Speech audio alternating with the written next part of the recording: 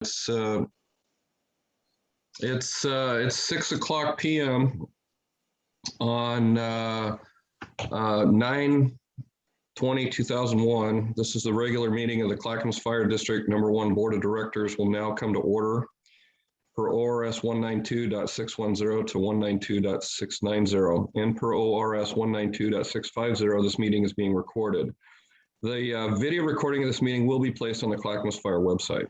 Okay. Formalities. Changes to the agenda. Chief, I did see something that Rachel sent out earlier about some changes to the agenda. Yep. You guys should have an updated agenda. Really what's changed is just in who's presenting. We have a couple of individuals that are out sick today. And so Brian will be presenting for Chief Yerke, who's homesick. And then I will be presenting for Chief Mulick.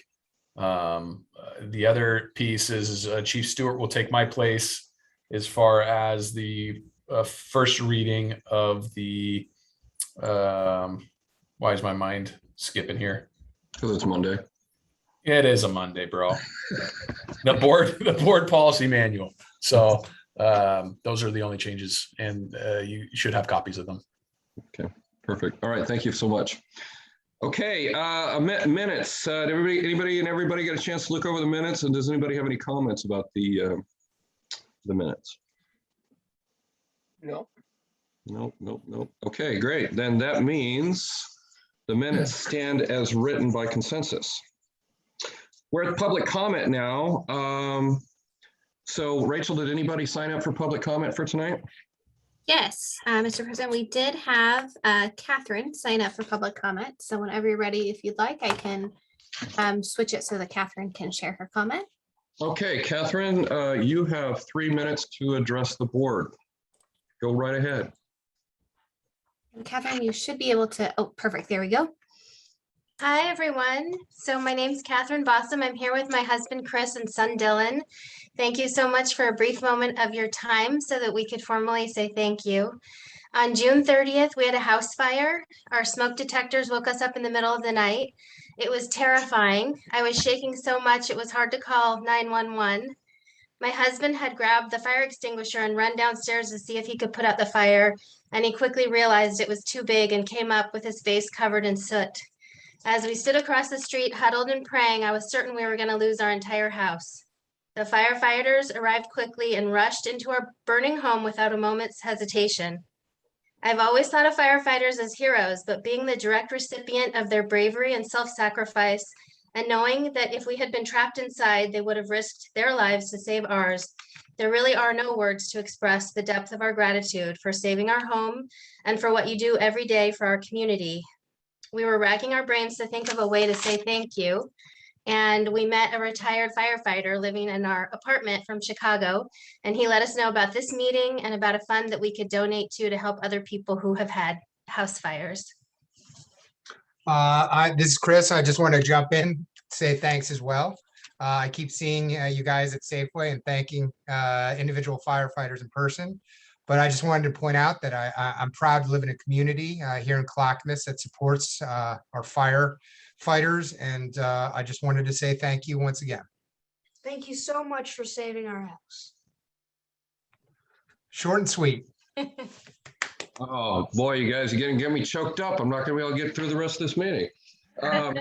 Thank you so much for that. Chiefs, I hope that we can somehow get this message of these folks to the crews and everybody on this. This is very special. And so, Catherine and families, thank you so much for attending our meeting tonight and sharing this with us. So, Very much so. Oh, thank you, guys. Thank you. Okay. Rachel, any other public comment? Pretty tough to beat that one. No, I did not receive any other notifications of anyone that had public comment this evening. Is there anybody in the waiting room that might want to jump in? So I do see that there are some folks on the call. So just a reminder, if you're on the call or on the Zoom tonight, and if you have a public comment or something you'd like to share, you can use the raise hand to let us know. If you're calling by phone, I believe it's *6 or *9, and it'll notify us that you have a raised hand. Star 9, I believe. Yeah, we'll give them 15 seconds or so to navigate that. Perfect. Hey, Jay, can I say something real quick? Absolutely. I just want to say thank you to Catherine, Chris, and Dylan. It's an honor for us to be able to be here for you and to serve you. And so thank you for saying what you'd said about the firefighters and what they do. But the honor is all ours to be able to serve you. So, and we'll make sure that that message is relayed on. Perfect. Thank you, Chief Brown. Director Searing. Yeah, Chief, I was just wondering, what community do they live in? Rachel, do we know exactly where they were at? Was that Milwaukee? You know, unfortunately, let me double check here, but I don't believe that I got that information quite yet from her, but I can double check and report back They out. said, I thought I heard them say Clackamas. Clackamas? Okay. That's fine. That's wonderful. All right, you guys. Okay. I don't see anybody else, Mr. President, that has raised their hand or notified a public comment All right, request. great. Well, let's move on down the agenda then. All right. Well, we're at that time of the year where we get a whole new group of board officers, maybe. So we're going to do elections of board officers. We're going to start off for the nomination for somebody to serve as president for the next 12 months. So do I hear any nominations for president from the board? Yes, Mr. Searing. President Cross, I nominate Director Thomas Joseph for the position of board president.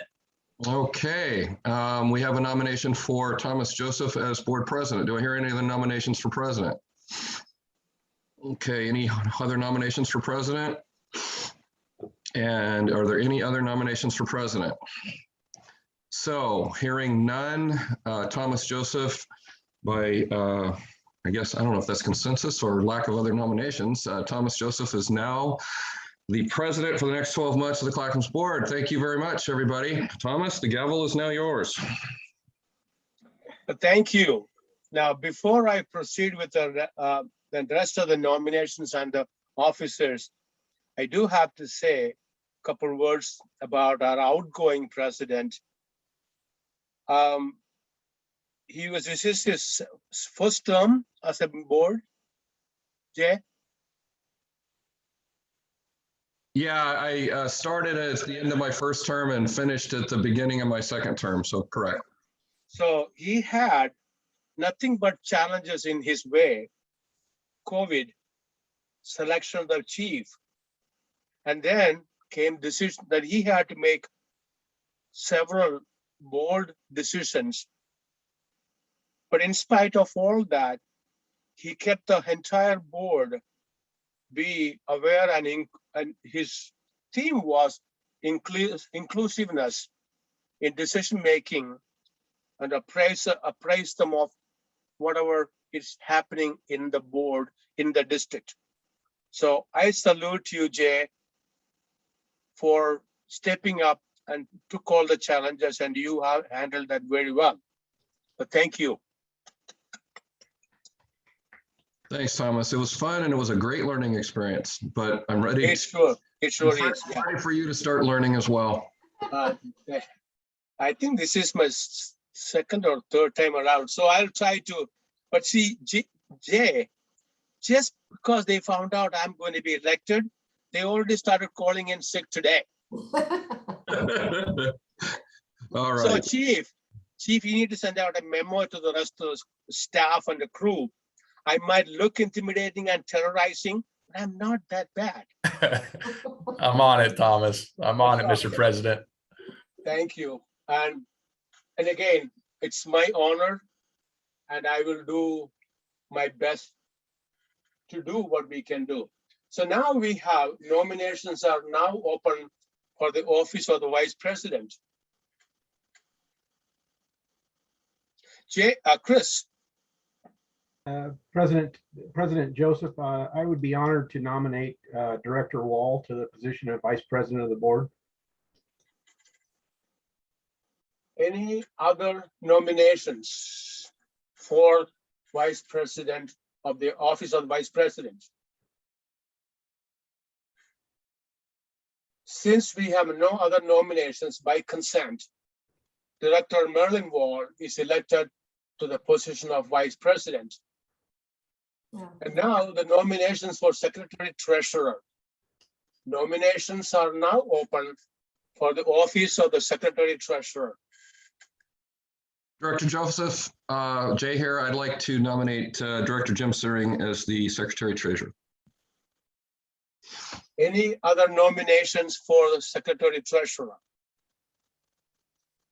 Since we have no other nominations, by consent, Director Jim Searing is elected to the position of Secretary Treasurer. Thank you and welcome to all.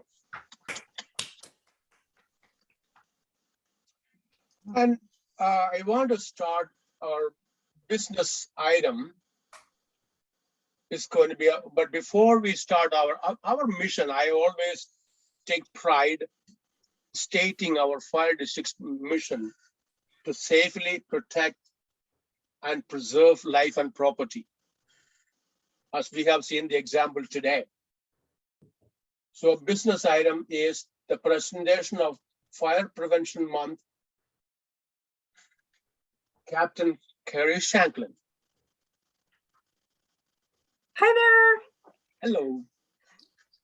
So usually at the September board meeting, I get to talk about Fire Prevention Month and provide a recap of the Hilltop Safety Fair. And that was scheduled for the rainiest day that we have had in a number of years, probably, which was this last Saturday. But unfortunately, next slide, please, Rachel.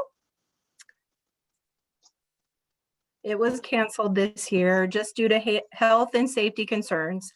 And so I am very optimistic about 2022. It's looking good. So stay tuned and please come to the Safety Fair next year. And instead of just not talking about anything for this little bit of time, I would like to talk about a recap of the Wildfire Prevention Month, the Wildfire Prevention Program that we've had, and how the grant program has been going. So next slide, please. So and I'm sure you guys have heard a little bit about the Ready, Set, Go program. This project has honestly been one of my favorite projects that I've ever gotten to work on in the whole history of my fire service career. And I've been here a while. It's just been so rewarding, and the homeowners, the property owners have been so happy and just grateful that someone's willing to help them with the ice storm that occurred at earlier. People's properties were just devastated, and so what that means is not just down trees but so much fuel. And then if you add the driest spring that we've probably ever had on record, it has just made a combination where people really wanted to clean up their properties, but they just didn't have maybe the financial means or didn't have an idea how to get started. So this grant program has been just an amazing program. So we started in May during Wildfire Prevention Awareness Month, and we worked with submitting PSAs. We created a video, took out ads, had a very active social media, printed materials, and then numerous staff conducted media interviews. Then our wonderful partnership with the Clackamas Services Foundation provided funding for the sponsoring of Firewise Days in our Firewise communities. And those are just events that encourage the community to clean up their common spaces and reduce fuel. So we got to have 2 of those. And then for other property owners, not necessarily within a Firewise community, that we got to offer $500 fuels reduction and chipper grants. And so the foundation was so generous, and they, initially gave us $10,000. And I was like, oh my goodness, I hope we're going to be able to fulfill this. And then the requests started coming in. It's a reimbursement grant, and people got, became aware of this program. And then we gave out so many grants that we had to ask for more money. And then they gave us another $30,000. And so then we utilized that for PSAs, a video, printed materials. And then right now, to date, we actually ran out of money again due to all the requests, and we asked for additional funding. And right now, currently, we're in the process of processing $40,546 in fuels reduction and chipper grants. And there still are some out there for people who are working on projects. So it has been such a great program. I'm so grateful and thankful that we got to be a part of it. So that is our new wildfire prevention is one of our new fire prevention areas. But to a new, like the more typical type of fire prevention that you're probably used to seeing, if you could hit the next slide, Rachel, that'd be great. Fire Prevention Month 2021. And as you know, the theme is established by the National Fire Protection Association. And this year, just that story that we had, or the testimonial of the family at the beginning, just made me so just amazed, because the first thing to often when people try to get out of a home is they have to have a working smoke alarm. And so that has been our focus so many years, is the sights and sounds of the smoke alarm, and for people to know what to do to react to keep the smoke alarms working. So this year's theme is called Learn the Sounds of Fire Safety. But because we're a very inclusive agency, we talked a little bit about including in our Fire Prevention Month theme, learn the sounds and signs of fire safety, just because the hard of hearing smoke alarms involve a strobe as well. So for Clackamas Fire District #1, our Fire Prevention Month theme is going to be learn the sounds and signs of fire safety. And it just recognizes that the majority of civilian fire deaths occur in the home, but residents who've planned and practiced are more prepared and more likely to survive a fire. And an effective home escape plan begins with that working smoke alarm. So what happens, this is what the kind of the focus on this is, a lot of times, and this has happened in my own house, I'm embarrassed to say this, but if your smoke alarm goes off in the middle of the night and you're so tired, and a lot of times people will disable the alarms by taking out the battery, or they don't know where the alarm's coming from, and so they disable the alarm. And then with well intentions of getting it back to working, the next day, but sometimes that doesn't happen. So we just want people to have an awareness about what the smoke alarm is saying when it chirps, when it beeps, what exactly it means when, it does alarm, what you should do, get low, get outside, have a meeting place. So that's what our theme is this year. And Rachel, next slide, please. And then the kind of our activities, of course, and I know this definitely sounds, you've heard it before, but it's definitely not a typical year. I'm so grateful that schools are back in session. They are doing things a bit differently. They're not interested in getting a handout or flyer, and what they want is a digital copy. So we created the digital copy of some of the tips for smoke alarm awareness, and including our theme that is on the screen. And so we provided that to the North Clackamas and Oregon City school districts, and then all of the smaller, where we have 1 or 2 schools, those districts as well. And then that will be featured on our website and social media in October. Then Tammy and I are doing fire safety presentations within the bounds of what we're allowed to do with regard to health and safety. I got to go to a Boy Scout group recently where they had the meeting outside. They had socially distanced the audience, and everyone was so grateful to have a presenter. It was something that I felt very comfortable doing. And so we're going to, as much as the schools will allow us, we will be presenting fire safety information, as well as we just today created a new station tour. As you know, usually during October, we do a lot of station tours. That's probably maybe not the best idea right now. And so we've created 3 virtual station tours that will be featuring on our social media and our website, so people can at least see a fire station tour video, and then utilizing targeted safety messages, and then handing out materials. So that is so far what we have planned for Fire Prevention Month 2021. That's it. Does any of the board members have any comments or questions? No? Well, I have one, Carrie. Oh, Jay, go ahead, Jay. Very outstanding. I mean, that's just good stuff. All of that stuff that you guys have been working on, your team's been working on with the chippers, and of course the foundation helping you guys out with that. I think that's well, once again, Clackamas Fire leading the way with all that kind of stuff. I mean, I don't know who else around the state's doing it. Maybe some folks in Southern Oregon or something, but I tell this is just top shelf stuff. So thank you for sharing that with us. I have a couple of questions, Carrie. First of all, what area are the chippers or this assistance program mostly working on? Geographical area. That is a very good question. And we just recently, Stephanie plotted the map, and it's universal throughout our fire district.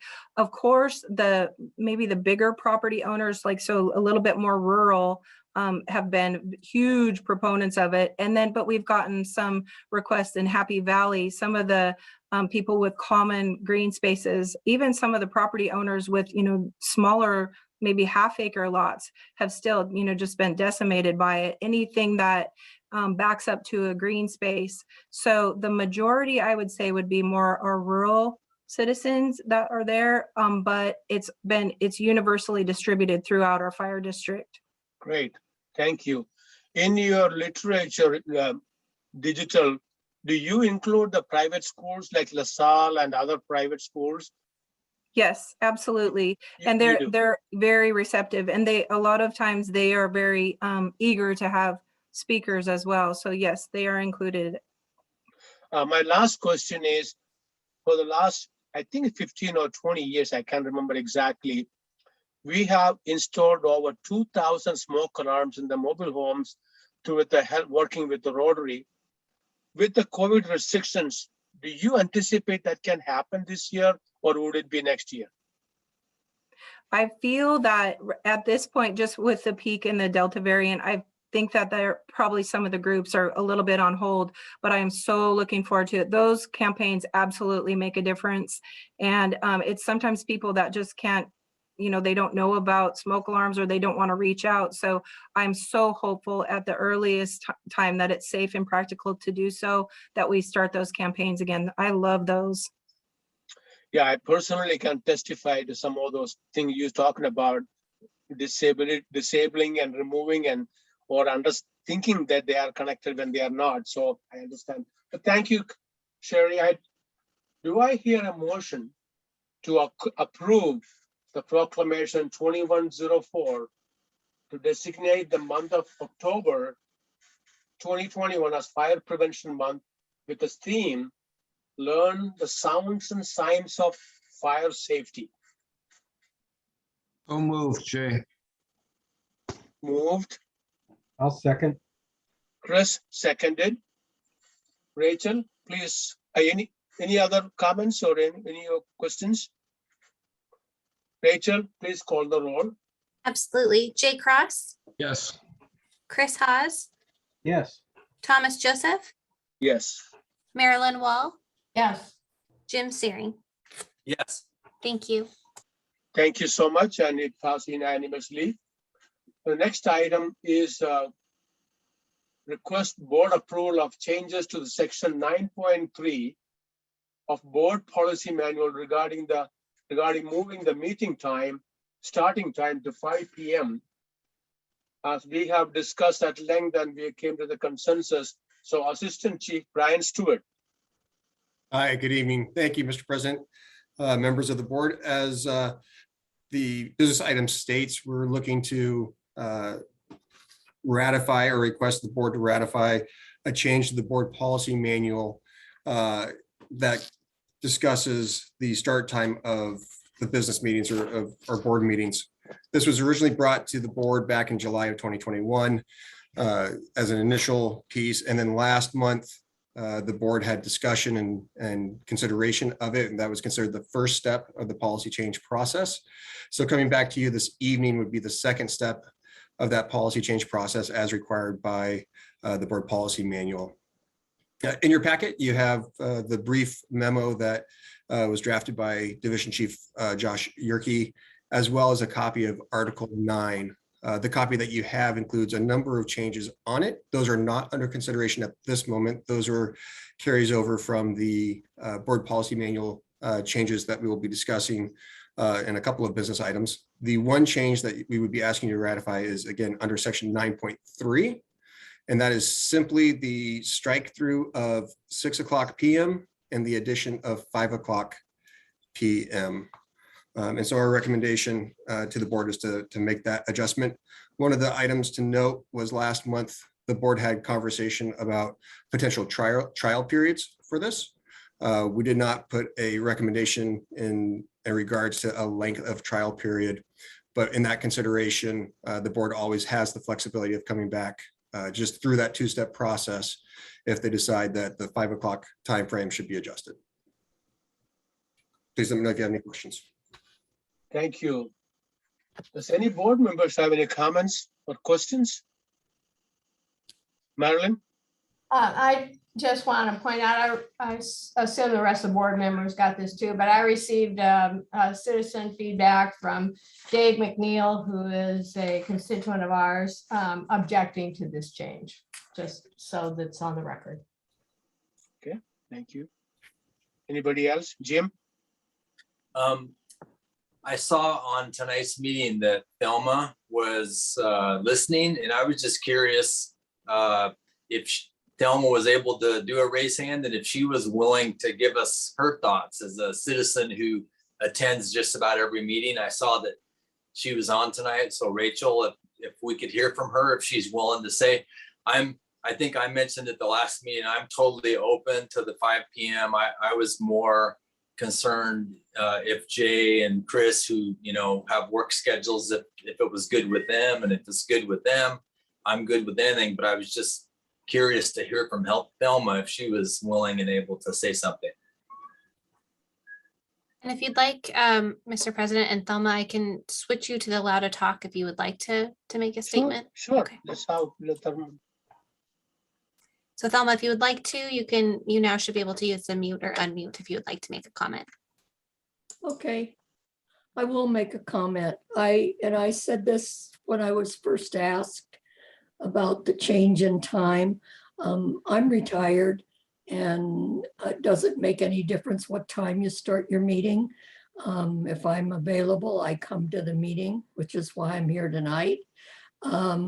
My concern would be for citizens that work and whether or not any of them gave any input. And I gave that information to Thomas and asked him to check it out, because those are the people that would have a problem with getting to the meeting if they're coming from work and they don't get off until 5 o'clock. Thelma, I did, after our discussion, I reached out to gentleman Mark Asland, who has been attending almost every single meeting while we are meeting in person, not so much on the Zoom. And I had a discussion with him, and he said, once a month meeting, I work in Lake Oswego, Tigard area. I don't really have any objection. If I want to, I will be there. I don't see any change, he doesn't have any objection to changing to 5 o'clock. Jay? Yeah, I guess what I'd like to say too, I think I said this last month, but you know, the board meetings are the opportunity for the board and our command staff to conduct fire department business and to take care of the nuts and bolts of the legal obligations that we have to the state and to the finances, and making sure that we're doing our fiduciary responsibility for taking care of the budget and those kind of things. And obviously the people that we serve are more than encourage them to attend our meetings, but you know, it's a board meeting. I mean, it's kind of a dry business meeting. I mean, there's not a whole lot of excitement going on. There's not a whole lot of opportunity for public input at these meetings, other than after the fact, if they want to write us a letter or send us an email or something like that. I honestly believe that the best place where our people of our community can engage with the fire department people is these community things that the chief officers have been putting on, these town halls and these other things, meeting at the fire station, open houses and those kind of things. You know, I think that's the place where the citizens really have the interaction. And I would have to say that as long as we're continuing to do that, that the command staff and the fire chief are still obviously Brandon and what he has going on, is we're still actually actively trying to reach out to the community where the community can engage with our staff. I think as long as we are doing that, I honestly don't think it really matters what time we meet, because we're just going to take care of business.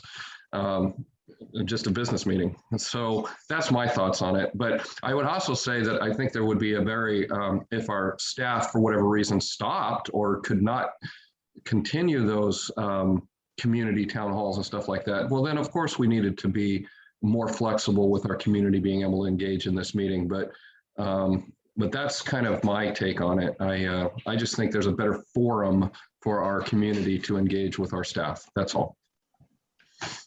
Any other comments? I would Yes. like to say, Thomas, that I did put a notice in the CIA newsletter, Citizens Informed and Aware newsletter, saying that you guys were thinking of that, and if anybody was concerned about it, that they should contact you, Thomas.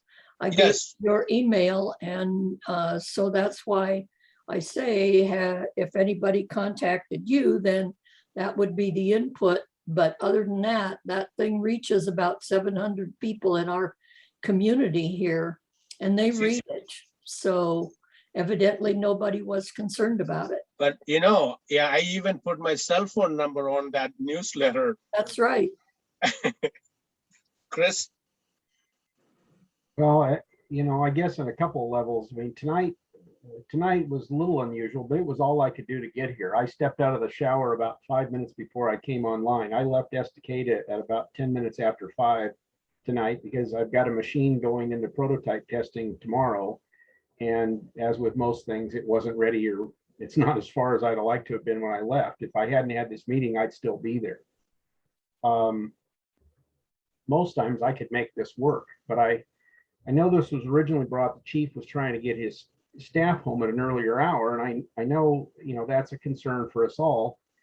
But if I wanted to get everybody out at 8 o'clock, I can do it a couple ways. One, I could have it start at 5 and have a 3-hour meeting, or I could start at 6 and do it in 2 hours. And I guess there's times that I think maybe brevity being the soul of wit could be written on the wall at times.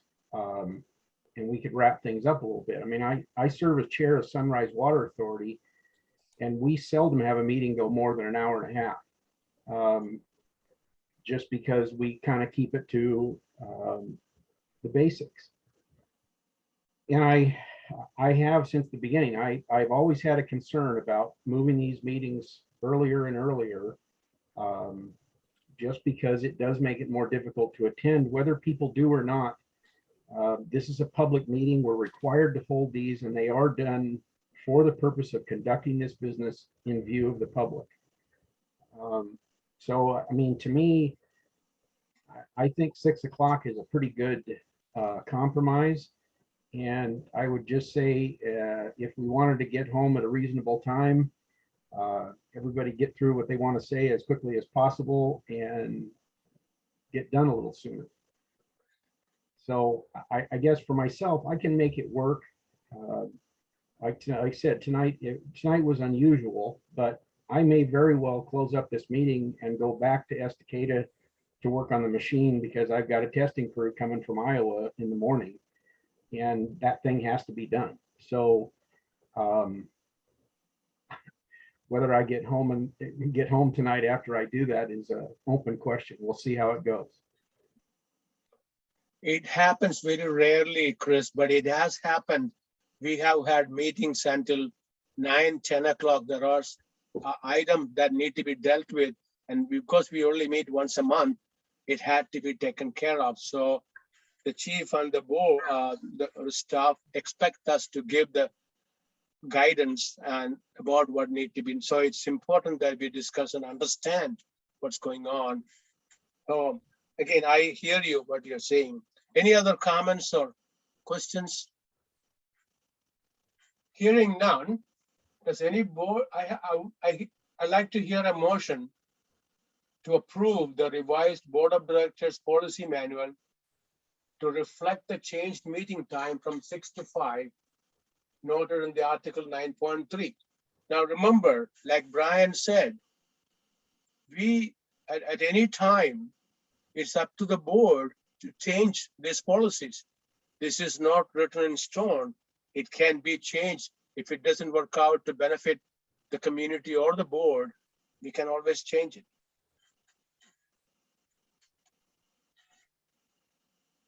Chris, Ajay? Yeah, I know, I am muted. It's the standard thing for That's okay. Zoom meetings. You're muted. Yes, I will so moved what you said. Jay Cross, thank you. Do I hear a second? I'll second that. Rachel, please call the roll. Absolutely. Thomas Joseph, Yes. Marilyn Wall, Yes. Jim Searing, Yes. Chris Hawes, No. Jay Cross. Yes. Thank you. Motion carried 4-1. Thank you all. The next item we have is the board approval for resolutions for supplemental budget and tax anticipation note. CFO Mark Whitaker. Good evening, directors. Good evening, everyone. So just this item is requesting approval of two resolutions related to the tax anticipation notes. It starts on page 22 of the board packet for folks that are following along. And on page 23, there's kind of two bar graphs that summarize our current cash situation. So the first one there with the blue bars, you can see that we ended September with about $12.7 million of cash on hand. And you know, it's difficult to predict exactly how much we're going to spend over the next couple of months. So I have kind of two scenarios there, which I consider my best estimate and my pessimistic scenario, where we could end up with somewhere between 1.7 million and 1.1 million on hand come the 1st of November. So that puts us pretty low on cash and without a huge reserve. The big the kind of outstanding question would be, you know, the tax receipts, property tax receipts start coming in mid-November, and whether we would have enough cash on hand to meet our needs and payroll through mid-November. So given that there's definitely some concern that we'll have a large enough reserve to meet those needs, we're requesting up to $4 million in tax anticipation notes. And so these notes would be short-term borrowing that we would get from the bank. And then, you know, as soon as we have enough property tax receipts later in November, we'd immediately pay them off to minimize our interest costs.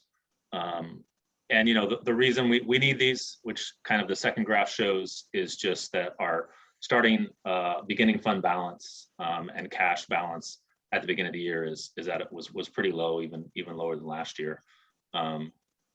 And so this is all to make sure that we have these reserves. I did want to highlight that, you know, there's a good chance we won't need to use the tax anticipation notes, that my forecast is off, or the property tax receipts come in earlier and higher than expected, in which case we wouldn't contact the bank to have any disbursements, and the only cost would be the fees that we pay the bank's lawyers and our lawyers to draw up the documents, which is $7,000.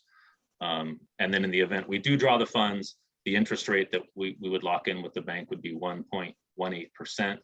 And so the interest would be at most $4,000 a month, and that's if we withdrew the full 4 million.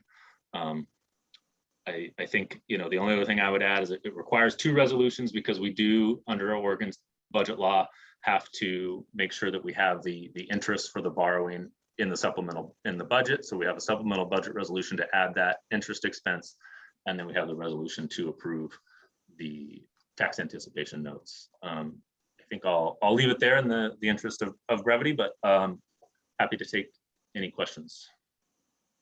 Yes, Jay.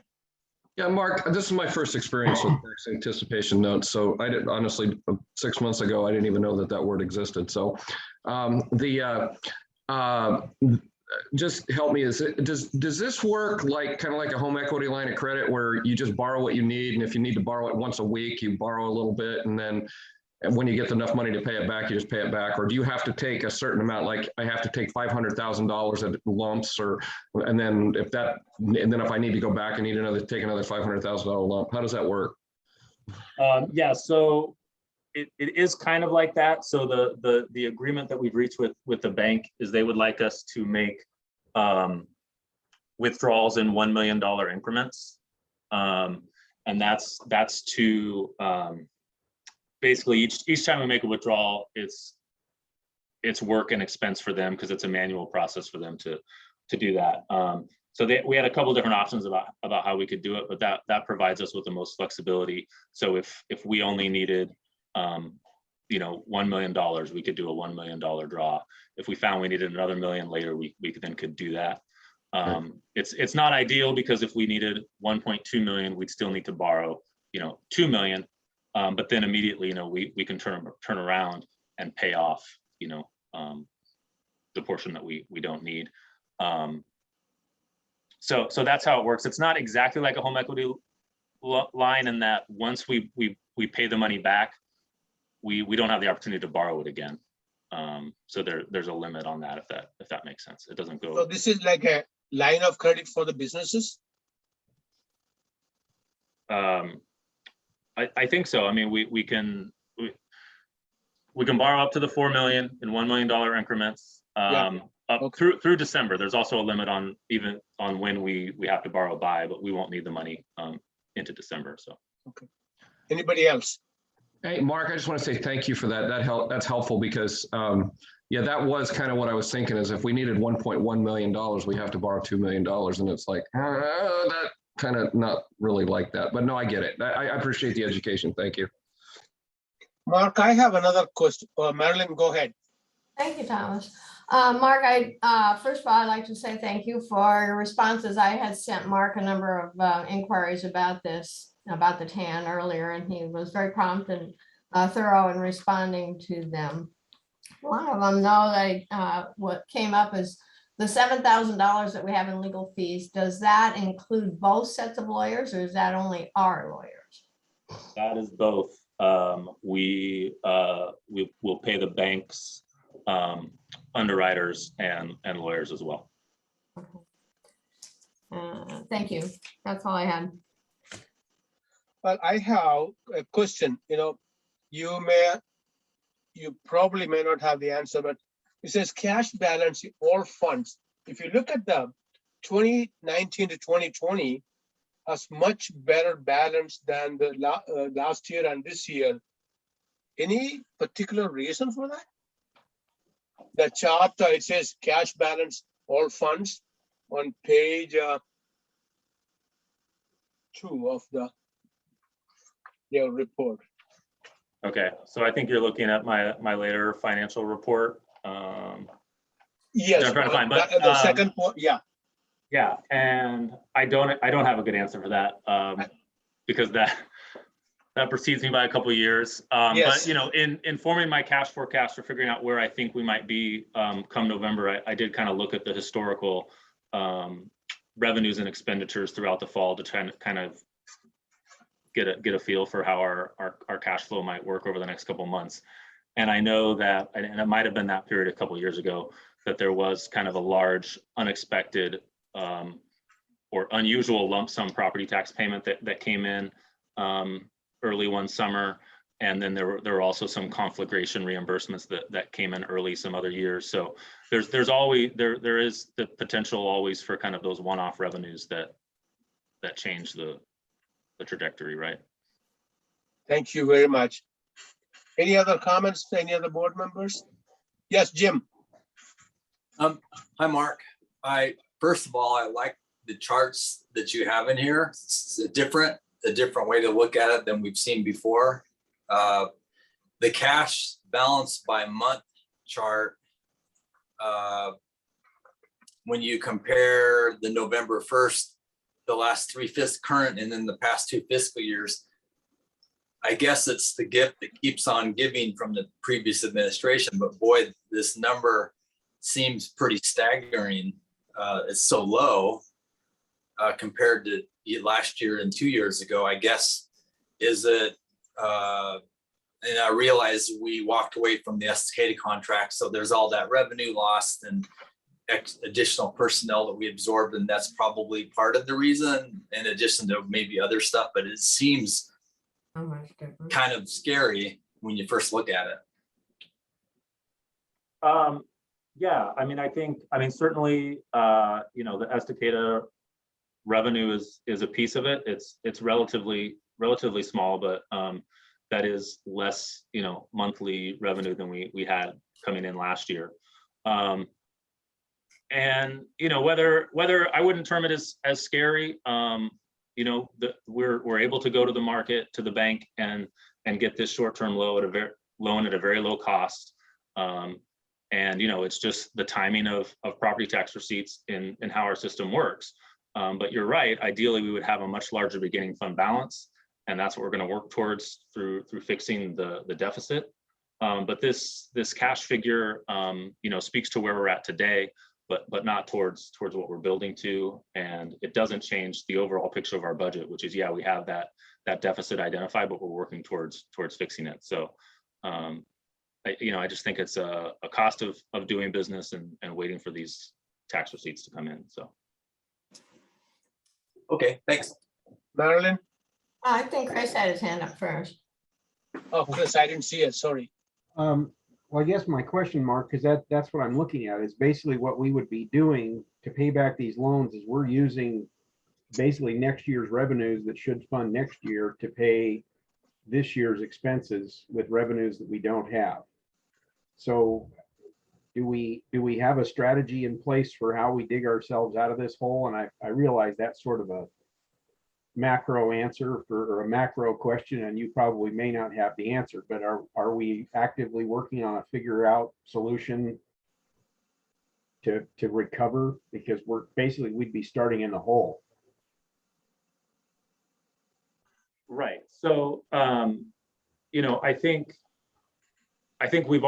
the district has already implemented a number of solutions in terms of controlling costs, whether that's freezing salaries and cutting some reductions in putting together the budget for this fiscal year.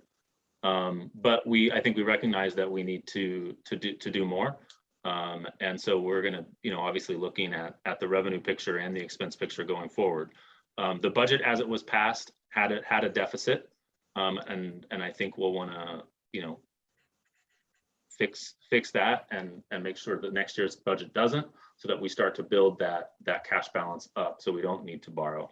But I think this is where we're at, and there is a good chance that the cash forecast is off and we won't end up borrowing at all. So that's still uncertain as well. Sure. Okay, thank you. Marilyn? I just like to point out that the board has, as long as I can remember, always approved TANs every year, just as a safety net. Some years spend it, some years we don't spend it. The 5 million or 4 million is a little higher than we usually do. We had a high one last year at 5 because of the conflagration, and we thought we were going to need it, but we didn't. But so it's not at all extraordinary for us to have $1 million TAN just in our back pocket in case we have a shortfall of revenues coming in to match our expenses until the major amount of our tax dollars come in. Thank you. That's why I refer to as a line of credit for the business. We have the line of credit for the business because in case we are operating loss, we need money. That's the only thing. Like Merlin said, as far as I can remember, every year I have been on the board, we have had that. I don't remember the numbers, but we always had that buffer. Yes, Nick. Thank you, Mr. President. Mark, thank you for your responses, and you're completely spot on in the strategy that we put into. Before we entered this fiscal year, we called out exactly where we were at, and we implemented some strategies to get us out of the hole that we're in. We're looking forward to that forecast in January from Mark to kind of see how we're trending to eat up that deficit spending that we had. But one of the things we did not, and we intentionally did not, was we didn't budget for conflagration deployments because that's a moving target. And this year we've been deployed 7 times. And so that's going to be a significant revenue stream that we did not realize, or that we intentionally did not budget for, because I'm not going to budget for something we don't know for sure if we're going to go out. So I would expect a January.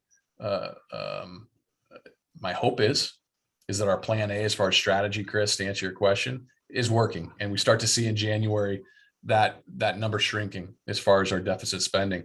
But in the event that it doesn't, then we go to plan B.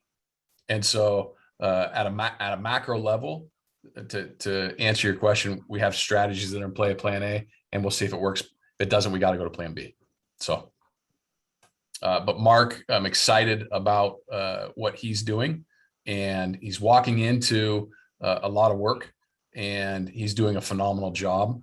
I really have enjoyed the new board report and how crystal clear that is of where we're sitting. So I just appreciate you, Mark, and what you're doing, and expect some more detailed conversations regarding the deficit in January. Thank you. Anybody else? I would just add on that point from Chief Brown, that there will be at least one, if not 2 more, supplemental budgets that we'll need to bring before the board this year. Obviously, the budget that was originally put together, as the chief alluded to, with conflagration revenue and other changes going on throughout the year, will require some updates. So this is just a really minor adjustment to recognize these interest expenses, but we will need to make additional adjustments to the budget as we go throughout the year. Okay. We have 2 motions for this project. First motion is to approve fiscal year 21-22 supplemental budget as presented in resolution 21-06. Do I hear a motion to approve that? So moved. Chris Hawes. Moved Chris. Jim Syringe seconded. I seconded Jim. Okay, Jim Syringe seconded. Rachel, please call the roll. Absolutely. Jim Searing, Yes. Thomas Joseph, Yes. Jay Cross, Yes. Chris Hawes, Yes. Marilyn Wall. Yes. Thank you. Thank you so much. The second motion is to approve the authorization of up to 4 million in tax anticipation notes as presented in resolution 21-07. I so move. Moved by Jim Syringe, seconded by Jay Cross. Rachel, please call the roll. Absolutely. Marilyn Wall, Yes. Jim Searing, Yes. Jay Cross, Yes. Chris Hawes, Yes. Thomas Joseph. Yes. Thank you. Thank you so much. Other business, we have legislative update by Lord Genoa. Miss Genoa, nice to see you. It's nice to see you, Chair Joseph. Good evening, everyone. My report will be very brief. Your summary of the 2021 legislative session has been distributed, and I'm available for questions either now or you can email them to me and I'll respond via email. Thank you so much. As we speak right now, the legislature is in special session. The committee on redistricting, the House Committee on Redistricting is in recess. I do anticipate something later this evening, maybe. Thank you. Oh, that was brief. Any board members have questions or comments? Hearing none.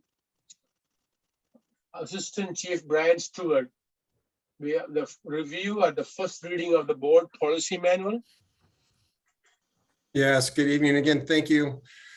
In front of you, you have the draft revisions to the policy update sections of the board policy manual This was a kind of our annual update.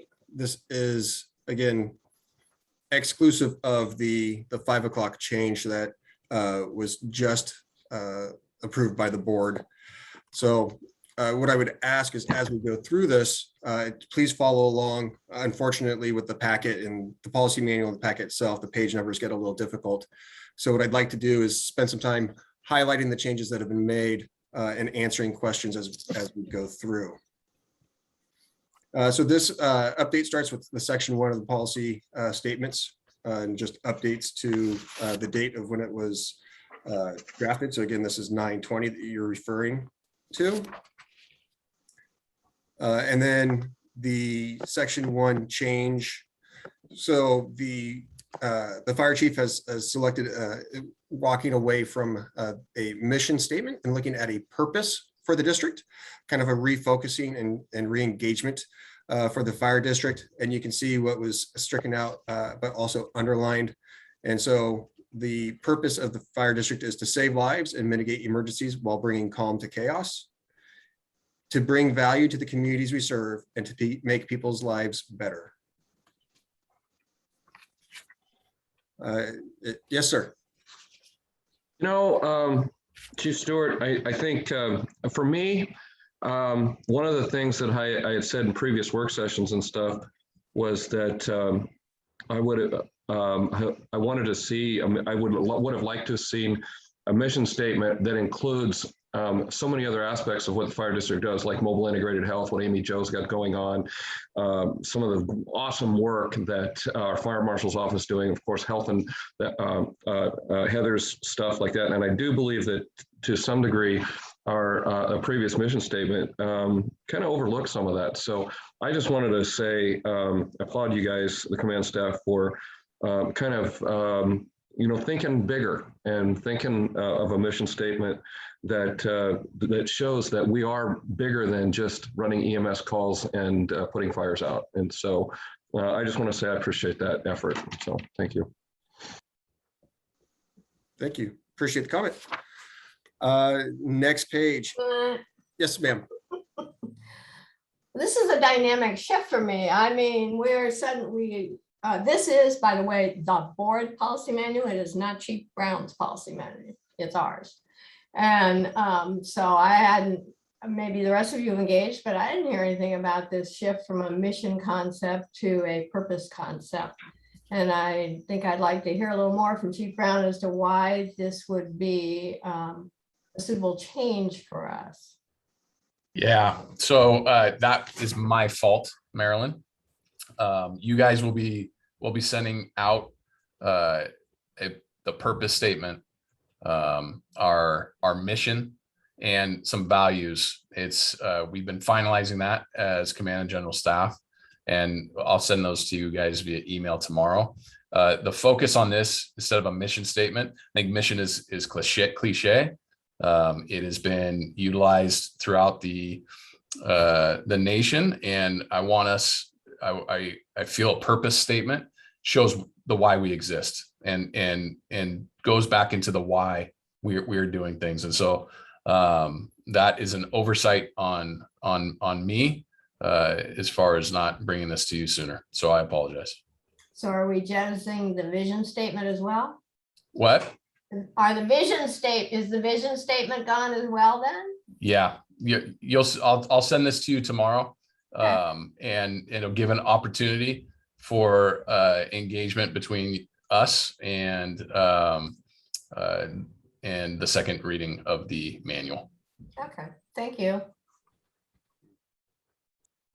Okay, Chief Stewart, continue. All right, thank you. So turning to the next page, just above Article 3 and then down below, you see just two minor grammar changes with the strike through and then the underlined add-in. Turning over a couple of pages, we're going to go to section 5.2, which is the roster of board members. And under 5.2, you see that Chris Haas has been added as Don Trotter rolls off, and that both Chris Haas's term expires on in 2025, as does Director Cross's.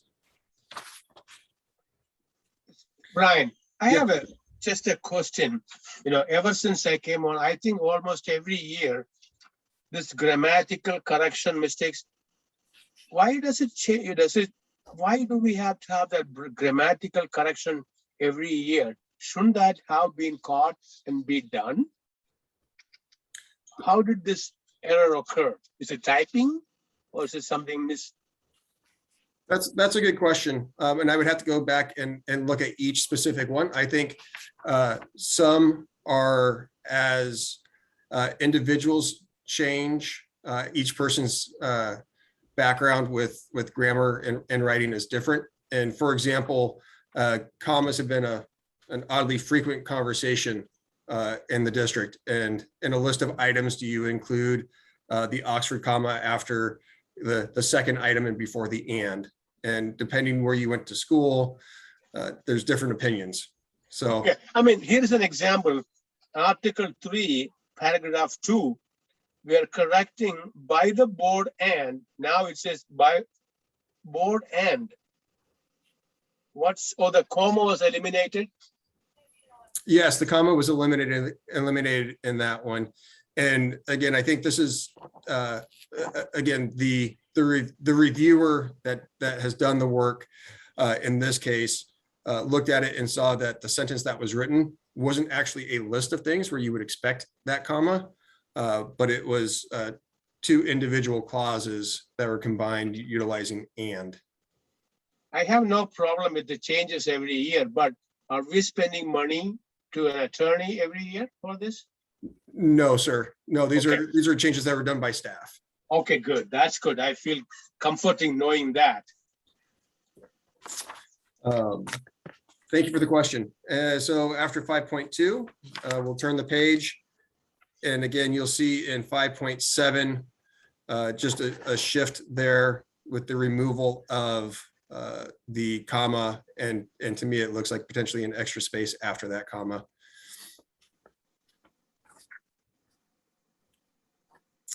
Moving on to the subsequent page of policy, you see at the top the insertion of section 5.8 and the following page, which shows just a cleanup. I'm not sure, it looks like maybe a spacing issue of deleting and then reinserting 6.3 for the section headers. Moving down to 7.7. Again, you see the minor change where somebody here inserted the Oxford comma after approvals based on their educational experience. But the substantive piece is under May. We have stricken the adoption of proclamation for Safety and Health Week in June. This proclamation really recognized the safety stand down that is a International Association of Fire Chiefs and National Volunteer Firefighters Council or committees process. And we did that so we had May and June as months to focus on wildfire preparation, not just internally for our members and making sure that they're safe for that, but also making sure that we are able to dedicate the appropriate focus to our outward efforts, much like Captain Shanklin shared earlier today or this evening. Moving to 7.10, again, a minor grammar change. And then 7.11 is a substantive piece. And this goes back to the prior conversation this year where it was discussed. I believe Christina was still here as the finance director about the board president and secretary and who is going to be signers on the bank accounts. So this formalizes that desire of the board. 8.1, you have two changes to the committee and liaison selections. The Civil Service Commission liaison was added, and then the C4 liaison was stricken from that list. Why? Well, there's no C4 members liaison anymore? That I do not recall the specific piece of that. I would look to Director Cross and see if he recalled that from his time. Yeah, what we discussed on that is those C4 meetings at the beginning were, ramped up a little bit, but now it's not, they're kind of like as needed, I guess, if that's the best way. And we felt at the time that staff could probably handle it. And if they needed to bring any information to a board meeting, but nothing that they do anymore is that pressing anymore. So it's pretty much self-running anymore. So I think we decided that it didn't need a board person, staff could handle it. So. Thank you, Jay. Thank you, sir. And then the next one, I believe, is the combining of the prior section 8.5 into 8.4. 8.4 speaks to the responsibility of the fire chief advising the committees about Oregon's public meetings law and the public records law. And 8.5 speaks that he will be responsible for compliance. And so those two sections were simply combined into one. The next piece, under the method of operating the board meetings, the preamble to that section, as well as 9.1, 9.2 are not substantial, and there are grammatical changes. Moving into 9.3, here is a substantial change. Again, the board has already adopted the time change, but we no longer are stating that the board meetings will be held at the Mount Scott Fire Station because of the potential need for teleconferencing or video conferencing. And so that was struck in from the first paragraph. And the second paragraph, you see that the meetings may be held as permitted by applicable law via teleconference, video conference, and or in person at the Mount Scott Fire Station. Okay. So that was the substantive changes there in 9.3.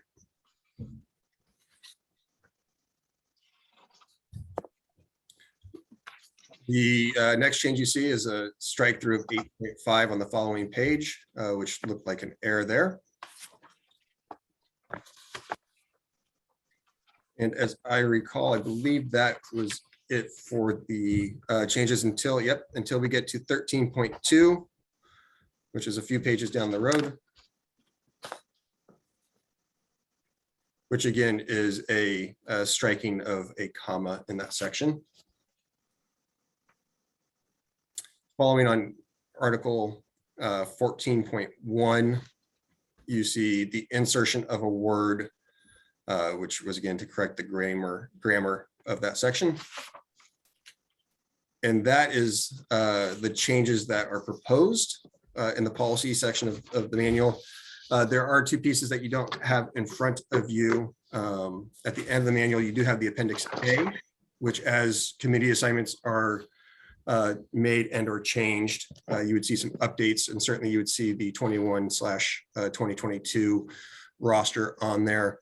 There's also a preamble or introduction page to the policy manual, as well as there are 4 policies that have no changes, which are the accounting and policies procedures manual, cash management, debt management, and our purchasing policy. Those had no changes to them, and those will be included in their entirety in the October packet for your review as well. Happy to answer any questions.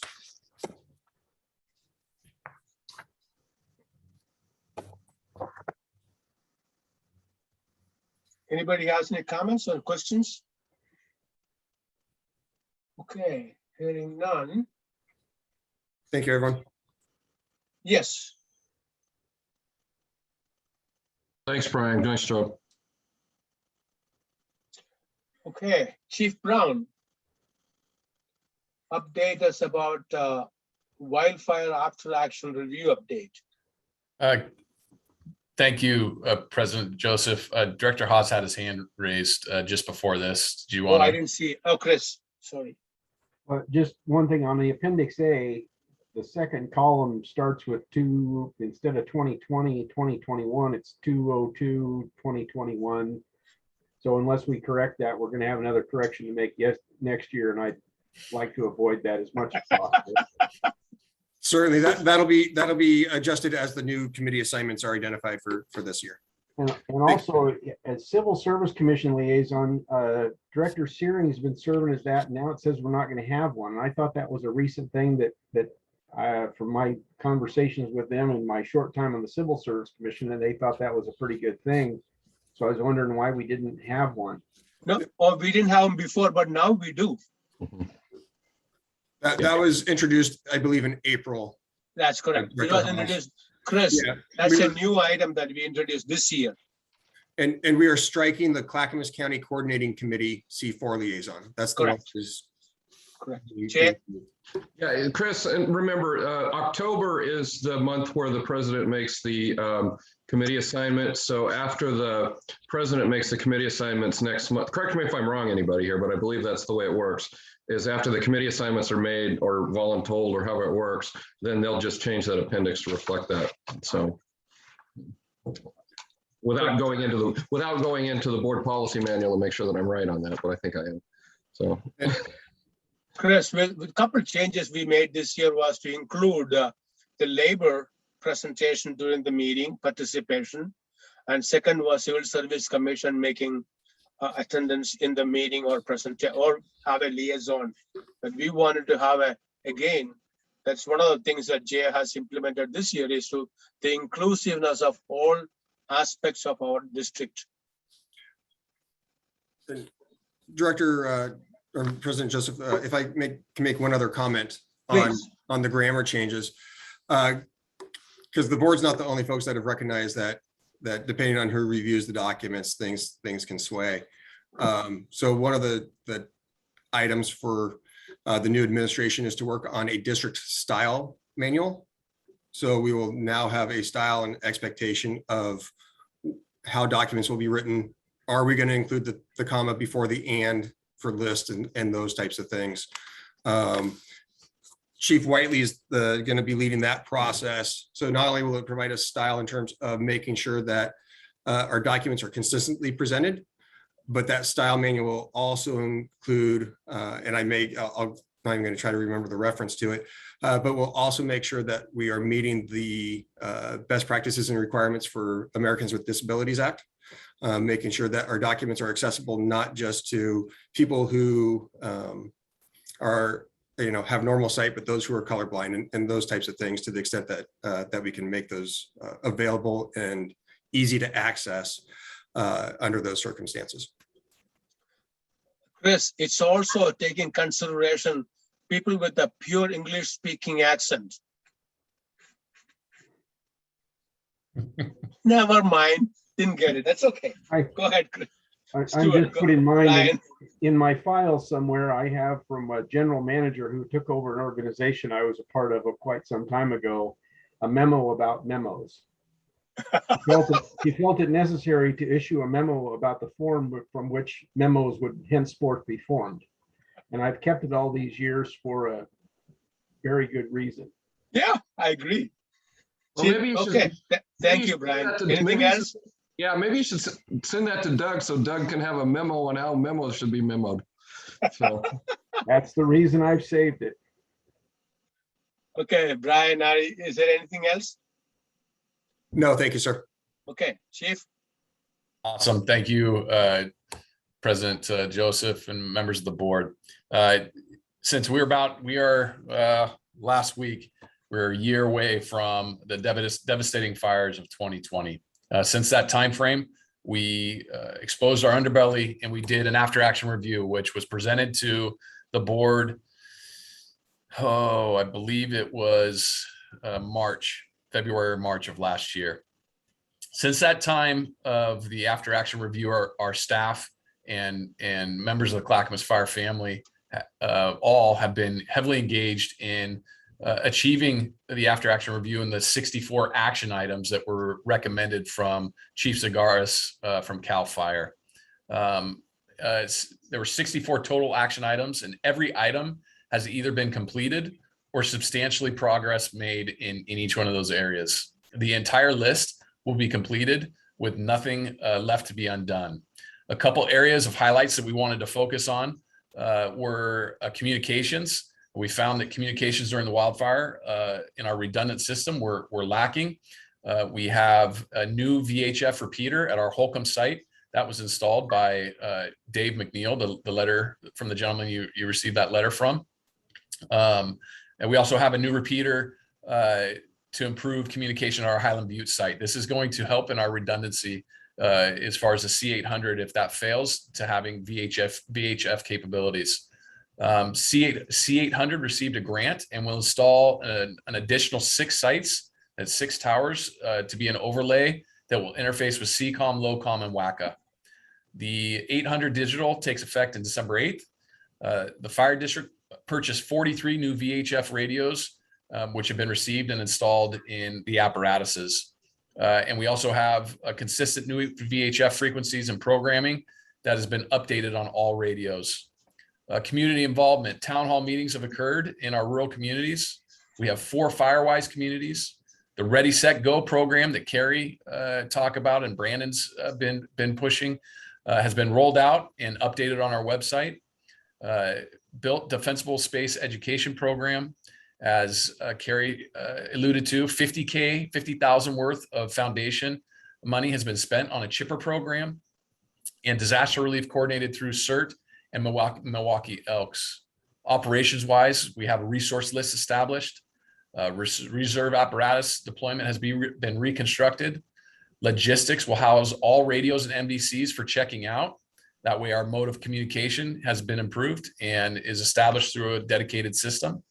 We've got new MDC models were purchased last year, and we bought tablet versions for water tenders and brush units.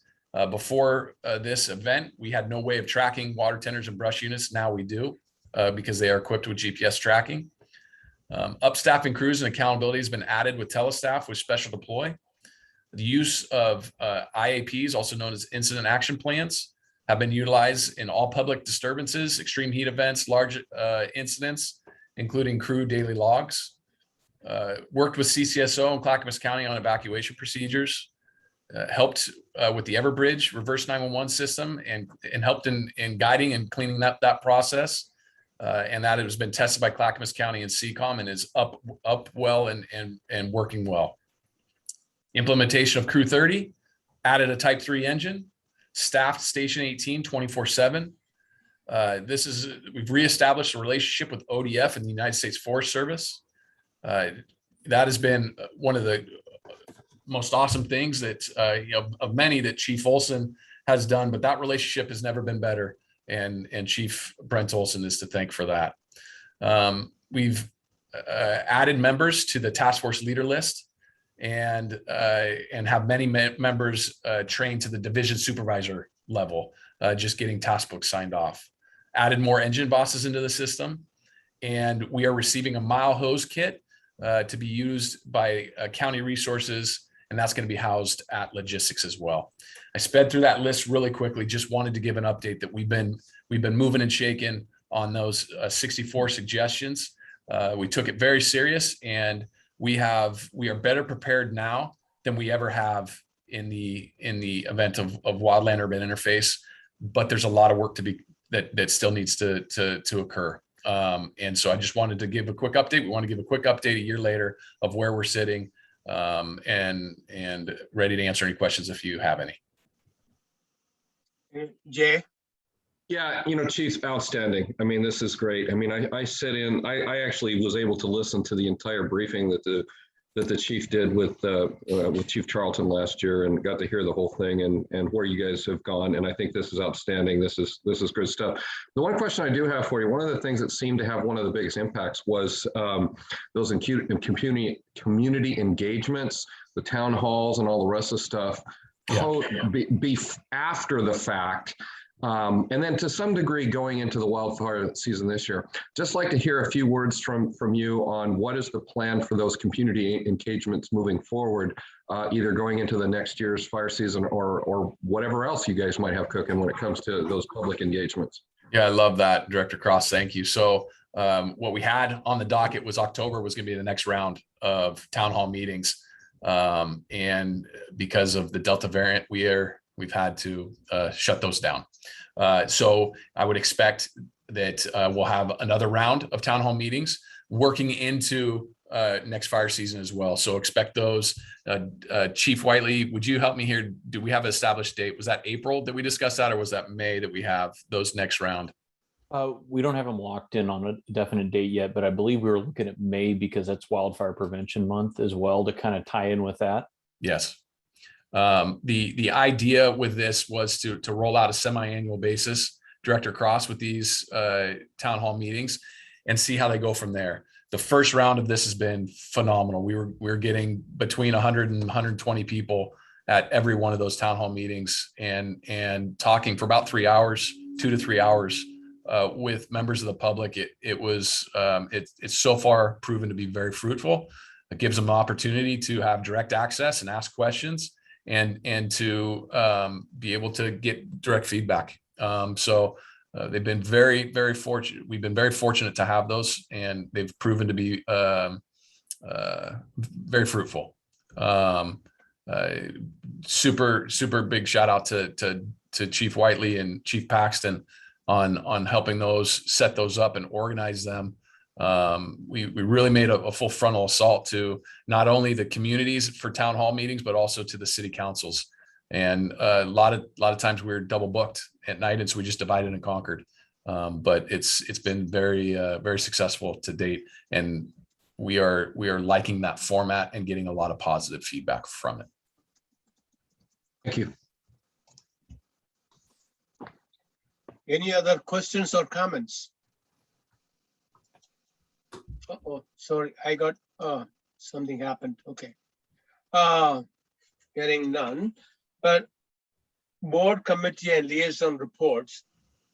Jay, would you like to add anything to the foundation board meeting minutes are in the packet?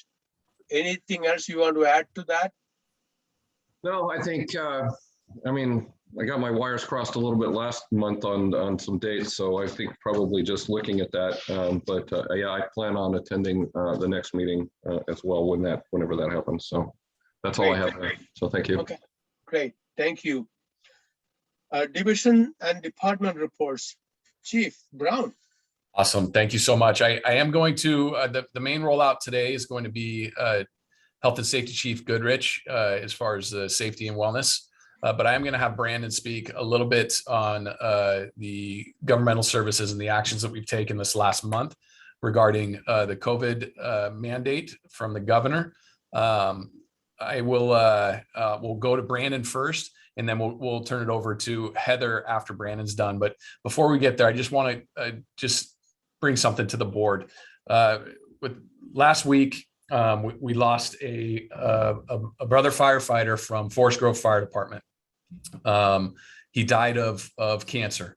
This is considered an occupational cancer, and it's a line of duty death. And it just shows what our firefighters face on a daily basis, not only to the direct threat when they respond to calls, but the silent threat of cancer. And I would like to applaud the board for the support. When we come to you for purchases of turnouts, we have 2 sets of turnouts in this organization, which we put an emphasis on. This year, we had to cut back on those slightly because of where we are facing financially.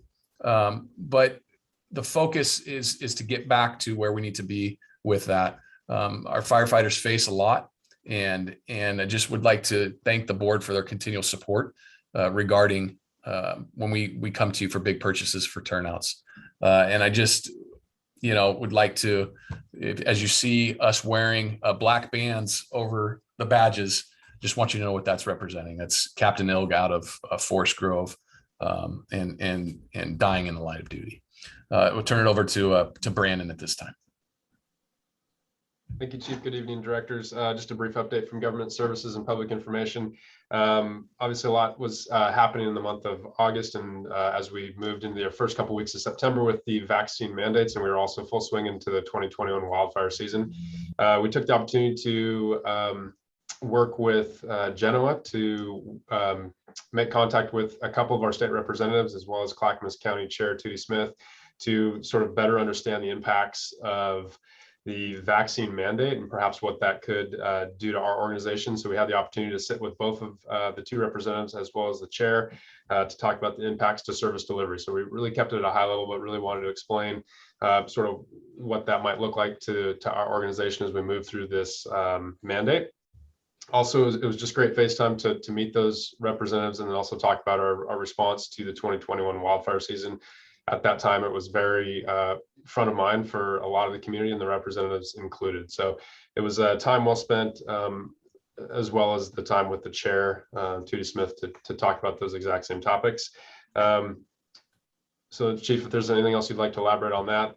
And one additional highlight on the public information side of the house, we rolled over 30,000 followers on Facebook. And so to tag on Director Cross, in terms of how we engage the community, that's becoming really relevant with how we do that. Facebook Live events, as well as just the content we're sharing regularly. Brandon, Thomas, what's the status of the mandate, state mandate? What is the update on the where do we stand? You want me to go, Brandon? What's that? You want me to go? You want to take go that? Okay. So Director Joseph, the state has given three, there's three options for healthcare providers. Option one is to get a vaccination, and that has to be done by October 18th. In the event that an individual does not want to get the vaccination, there's a medical exception and a religious exception, and those are due back to me by October 4th. And so we are trending in a position where I think we're going to be good. Our people have been educated and they understand. And so we are trending in the right direction. Well, thank you for that update, because I think it's important that we respect the state and we want to encourage everyone to be vaccinated. I was approached by some firefighters and they were complimenting, not me specifically. They felt the whole board unanimously has supported the staff in the process that we are doing. So they feel your back is covered and they have the support. They feel the whole firefighters, they feel they are backed up by the board, and they could not say enough how much they appreciate the support of the board. Thank you, Brandon. Yeah, Nick, thank you. Thank you, President Joseph. Heather. Evening, directors. Chief Dieters told me I have a halo tonight, so just know that, that there's a reason for that. We have been very busy in the Health and Safety Division, starting with safety. Last month in the board report, I talked about that OSHA had come out with a temporary rule for heat illness prevention. Well, they came out with another temporary rule for all businesses for wildfire smoke. I attended an OSHA meeting talking about some of these temporary rules, and they said pre-COVID, they had done one temporary rule in their lifetime. And since COVID started, OSHA has done 7 temporary rules. So I think maybe that's why Nick put me in this position to be able to deal with all of these. So basically the rule came out about wildfire smoke for all businesses. And we had to provide training within 2 weeks of when respirators are mandatory, and communication and all of that. So Wellness took that and completed it with the district. And then we just saw our new volunteers. I saw them on Sunday and got to give a lot of OSHA compliance on wildfire smoke, heat illness prevention, COVID, bloodborne pathogens, hearing conservation. Let me tell you, it was riveting. We've also been very busy with the COVID mandates. So, in August, we had the indoor mask mandate, and then it turned into an outdoor mask mandate. The vaccination mandate, HR and Chief Brown are taking on the exemptions, but Wellness has been going back through the statewide registry of the immunization systems and double checking anybody that's unvaccinated to make sure they haven't started the series. So that way that we have all of the information current. And that way we know who needs to have exemptions in if they haven't been vaccinated. In addition, we have had COVID has been hitting us a little bit. So in both August and September, we had 3 career firefighters COVID positive and 1 volunteer firefighter. We were lucky in all of those. We've sent 3 personnel home for high risk exposures. So when we look at some of our other agencies, they are having to send a lot of people home due to high risk exposures. So we've been doing very well with it. We've been lucky. A lot of people have been off caring for family members, so they weren't at work, or they had a Kelly day in between the last time that they worked and when they were testing positive. So so far, we have not had anybody during these rounds pass it on to any of our other coworkers. So we've been providing actually a lot of direction for our personnel. In the last month, I've helped 12 people get tested for COVID, so it can be hard to find testing. So wellness has been helping out with that. And then the last thing on the safety front is I have reached out to Oregon OSHA, and we will actually be having an OSHA consultation next month, October 19th. They're specifically going to come in and look at our fleet logistics and facilities building, because we haven't had them out since we built that. At training, they've built a new prop. It's a steep pitch roof prop. So we want to make sure that that is safe before we start using it. And then we're going to have them look at the safety program in general, so that we have a template of what we need to work on. And I've been working on a lot trying to get everything ready for that consultation. In wellness, we started our career pre-physicals this month. So all of our career firefighters have to come through our offices. Our 2 medical assistants are doing most of the testing. We are doing spirometry again. We weren't able to do that last year because of COVID and being airborne. And so we're able to do it again. Wellness staff wear full PPE, and it has to be done outside. So it's really nice having our building, because we open up the bay doors and they're able to do the testing. And spirometry is so important because we want to catch something right away, just like Chief Brown talked about. Cancer and heart disease and so many things are caught. When they're caught early, we can do something about it. So we didn't want to go another year without doing spirometry. This week, we are having our IAFF peer support training. So we got an Assistance to Firefighters grant from FEMA, and we're a year late doing this because of COVID. We were hoping it would be in person, but it's actually going to be an online class. So it's a 3-day online class. And we have a lot of our peer supporters attending this. We've offered it out to our locals. So Canby firefighters, Lake Oswego firefighters are attending. And then we offered some slots to Portland Fire as well. And through the IAFF peer support training, they'll create a regional team, and they'll be able to go out and help firefighters throughout the state and actually throughout the country. And then the last thing, which is the most exciting thing to me, is today was our first day of our athletic trainer starting full time. So we've had a part-time athletic trainer since 2003. When COVID hit, our athletic trainer left. And so the position's been vacant, and we went through an interview process last month. We found an amazing person. His name is Josh Gallagher. He worked almost 2 years with the Seattle Mariners on the minor league team. And then he's worked about 2 years at Lamb Research. So he has the industrial side of things as well. There were 3,000 people at Lamb, and he was the only athletic trainer. He was talking about last year, he saw about 190 people, and they had 6 work comp claims. So I know firefighters are higher risk of injury. I'm not saying we're only going to have 6, but we're really excited to bring him on board. So that's my update for this month. Happy to answer any questions. Any board members have any questions? Heather, I have a question.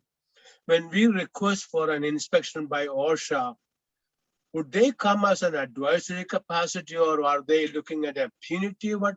What is their approach when we reach out to them? We love reaching out for consultations, because that side of the house, they're not looking for anything punitive. They are looking to make sure that we have everything in order. But once they come in, we have a certain amount of time that they can't, the other side of the house that does that can't come in and fine us. We have time to fix anything that we need to. So just being new in this position and new in safety, I'm probably going to ask for a few consultations and bring them out and look at some of the fire stations and different aspects of our program, because we want to make sure we're compliant, not just to check a box, but we want to make sure that we're taking care of our members. See, that is to me applauded, because when we are reaching out to them, because we want to make sure we are doing the right things. So they should compliment us, and I'm sure they will point out the things we could do better. That's what we are calling. But thank you for that. Is very admirable that you continue to reach out and seeking collaborative effort from the OSHA. Any other board members have any questions or comments? Hearing none, let's go to Chief Stewart. All right, thank you again, President Joseph. My report, I'll keep short. Our office has submitted the written reports for all of our divisions, but tonight I'd just like to give Chief Whiteley an opportunity to highlight the Community Services Division. Thank you. Thank you.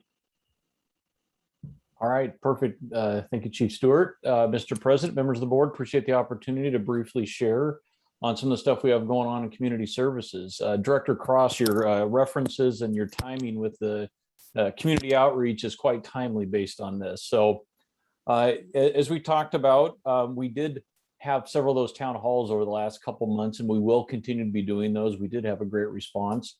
I do foresee as we continue to do these, we'll keep a close eye on what's the most effective way to do them, but also how to reach out and get the right topics to the groups. Wildfire was so timely, and there were so many questions in the community that it really captured all of those meetings. I could foresee in the future where we try to hit 3 or 4 major topics versus just one at those. But again, we'll kind of remain sensitive to what the community is looking for in those. Beyond those town halls, we're also trying to reestablish other areas of community outreach, and that's with a lot of our neighborhood associations, our CPOs, our different civic groups that get together, and trying to establish kind of a consistent attendance on those, and at least trying to be part of those quarterly every year. So that gets us there at least 4 times a year. Some of them will end up being more, some will less, depending upon what their interests are, as we're reaching out and trying to understand what fits their needs best that we can provide for those. So we're working on that. It's a little unique right now, given COVID. We're trying to attend virtually, where I know some of those groups are meeting less frequently or just looking to maybe check boxes on their meeting. So I can continue to see this will evolve over the next 6 to 9 months as we get a little more of a system in place on these as well. The other part of that as well is it ties in with our pub ed stuff. Carrie did an outstanding job presenting on the work that she and staff are doing with public education. I do kind of want to focus back on that and commend Carrie and her staff on all the great work they're doing. They've had to be really creative over the last 18 months, and it shows their level of passion for public education as they've been able to continue to reach out and engage children, the community, our citizens in all these different formats. And they're doing a great job with that, and they're continuing to do that. With the resurgence of the Delta variant, we were kind of on the verge of thinking we were going to, I guess, I hate to say open back up, I don't know if that's the right word, but to a little closer engagement with the community, and had to kind of click stop on that. But they're working hard to make sure we're still providing usable, great products. They're right now working on doing some virtual station tours. We have some previous videos created last year that we'll be pushing out over the next couple months to, again, try to keep the overall fire safety, but just general safety on the forefront of the community. We have done a few in-person ones, and we've kind of have an informal algorithm we're doing that we make sure we can have the safety of staff in the process if we're going to go out and see people. Generally, it's an outdoor setting, masking, spacings in place.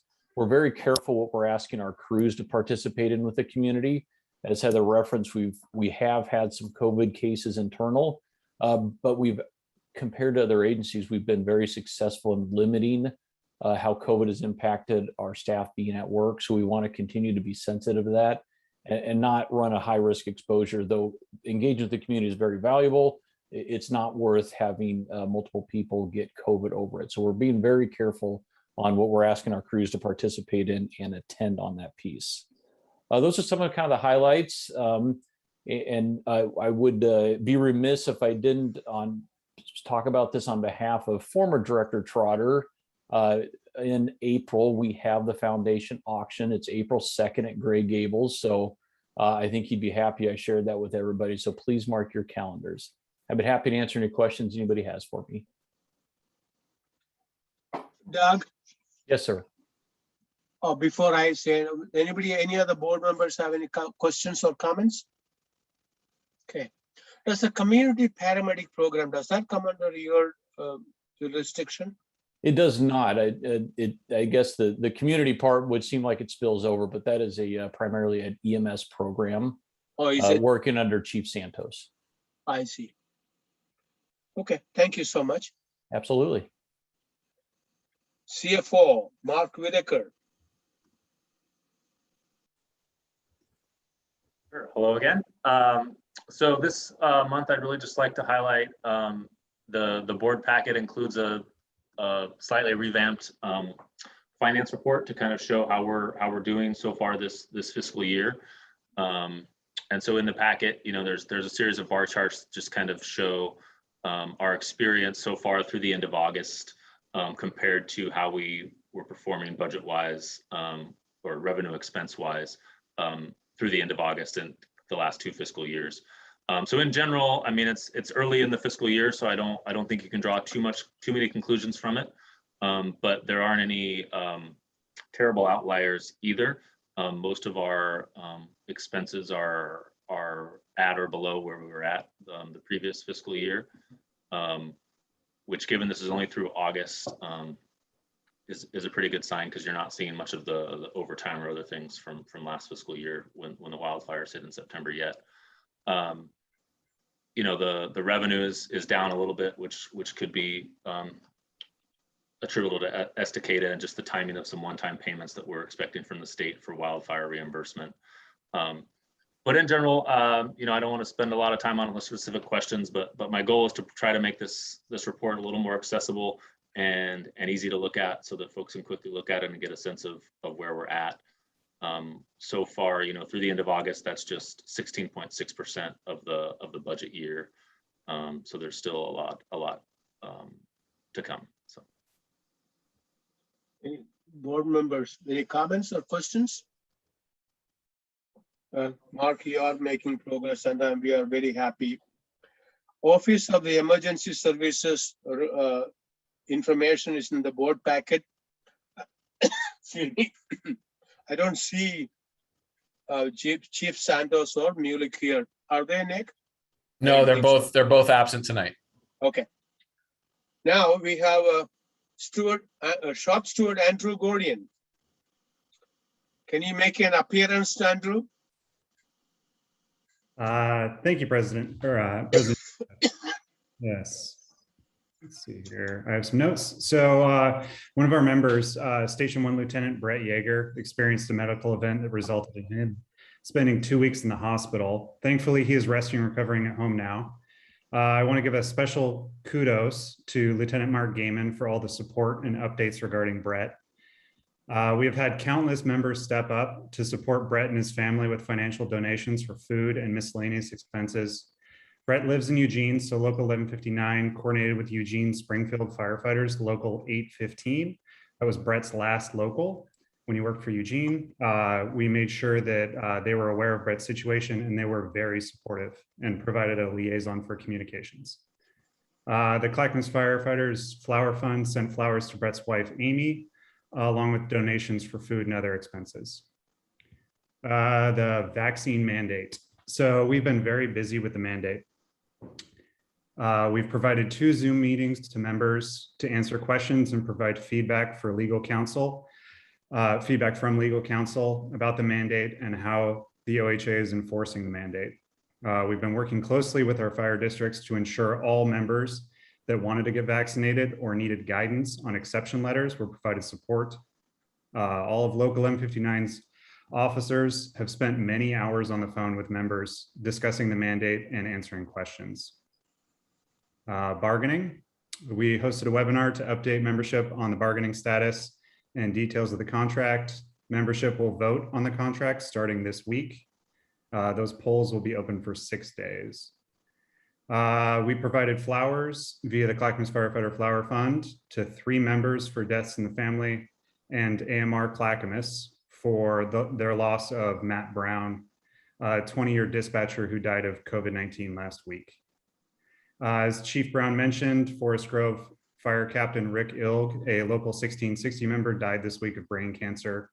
He was diagnosed 3 years ago, and many of our members had connections with him.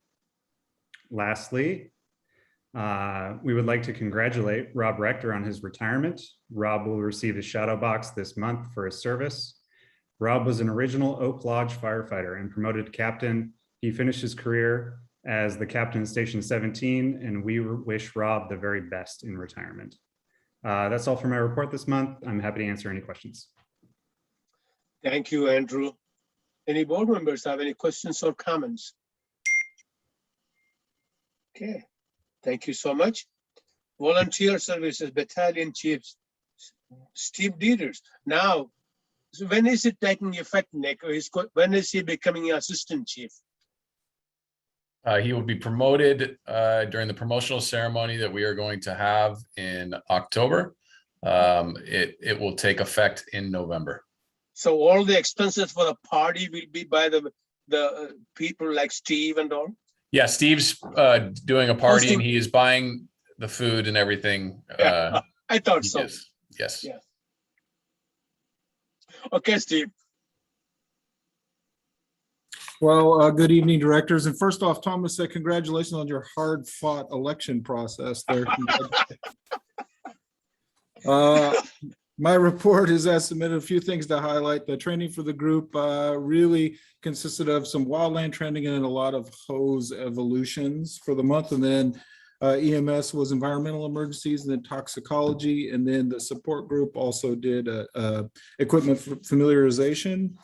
The Explorers, still no activity there. I did have Lieutenant Sakaguchi reach out to Boy Scouts of America, which is the charter that they're under, to reach out and start some conversations on how some other agencies are re-engaging some of those folks. But with some of the COVID mandates and the vaccination, some of those folks are still too young. And so, but he's reaching out. So hopefully we'll have some movement on that and what we're going to be doing in the future to re-engage that group. The station coverage, you can see Station 12 was 31 out of 31 nights were covered, and then 6 were 24-hour shifts. Station 13 was 17 out of 31, and 21 was 17, or the rehab station out of 31, and then the from home rehab and water tender coverage was 14 nights out of the 31. We did have some more personnel changes, and you can see, as I reported last month with the 7 individuals that were hired elsewhere. Some of those coverage numbers at 13 are reduced a little bit because of that. We also had another volunteer firefighter paramedic that was hired at Columbia River Fire and Rescue. And then lastly, before I turn it over to President Hambly, the recruitment is over. The class had orientation on the August 28th. So the volunteer recruit class is in full swing. They've had a few classes so far and it's going very well. We do have Sandy in that as well. We have 6 members from Sandy Fire in that recruit academy and things are going well. Reports have been great so far and the group is very engaged and having a good time. Happy to answer any questions. Any questions or comments for Steve from the board? Jay. Oh, just complimenting. He's complimenting you, Steve. Just giving a thumbs up. Thank you.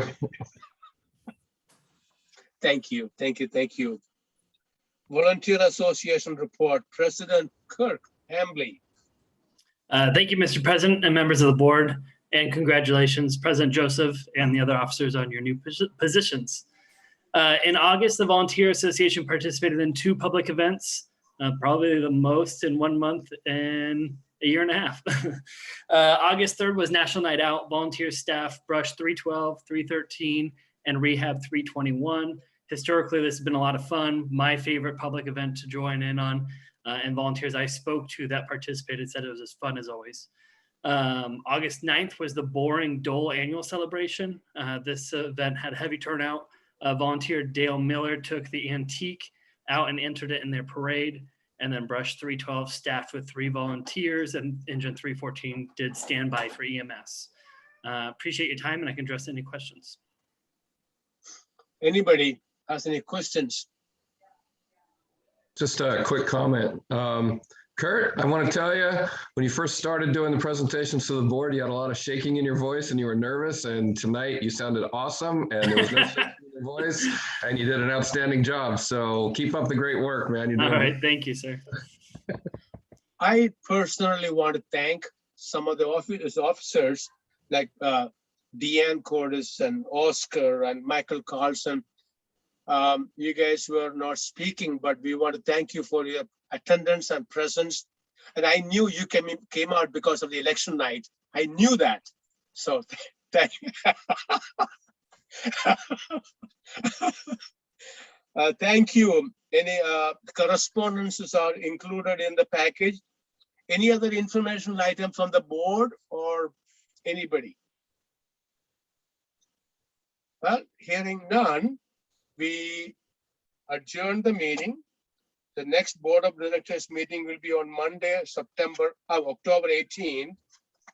Time and location to be determined. So hope you have a wonderful evening.